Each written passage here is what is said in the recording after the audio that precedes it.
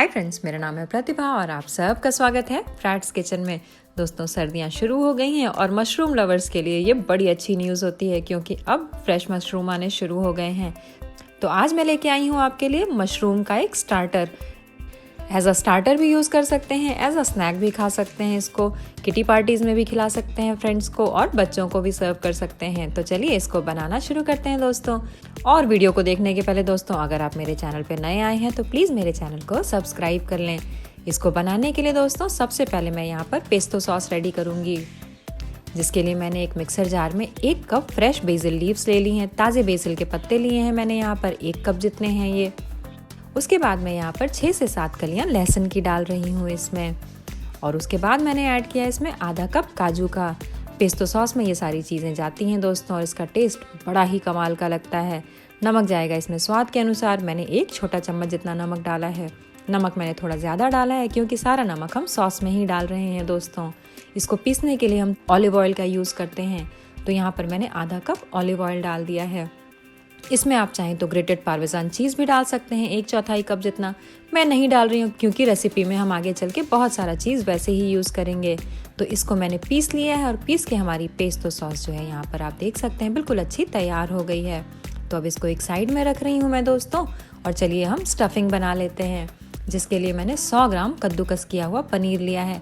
आप चाहें तो इसको हाथ से भी क्रश कर सकते हैं, लेकिन कद्दूकस करने से ये ज़्यादा अच्छा दिखेगा। साथ के साथ मैंने यहाँ पर इसमें ऐड किया है 100 ग्राम जितना ही प्रोसेस्ड चीज़। आप चाहें तो शेदार चीज़ भी यूज़ कर सकते हैं यहाँ पर। अब मैं इसमें ऐड कर रही हूँ बारीक कटी हुई 1/4 कप प्याज। एक छोटे साइज़ की प्याज मैंने ली थी, जिसको मैंने बारीक चॉप कर लिया है। इसमें अब हम पेस्टो सॉस को ऐड करेंगे। बस यही स्टफिंग है दोस्तों इसकी।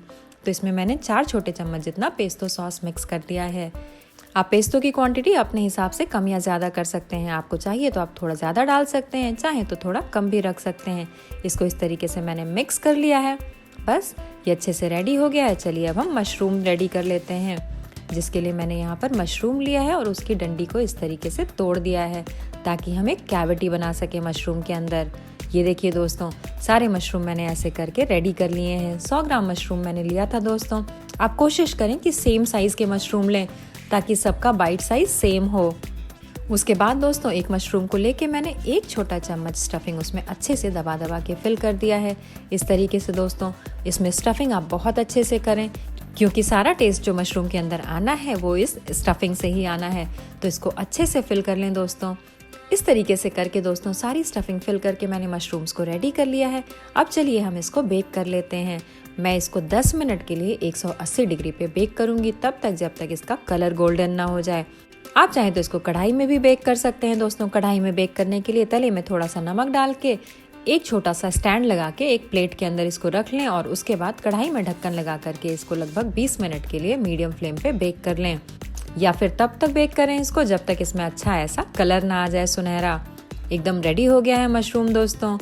बस इसको एंजॉय करें दोस्तों, और मुझे बताएं ये रेसिपी आपको कैसी लगी। अगर ये वीडियो पसंद आई हो तो लाइक, कमेंट, शेयर और सब्सक्राइब करना बिल्कुल ना भूलें।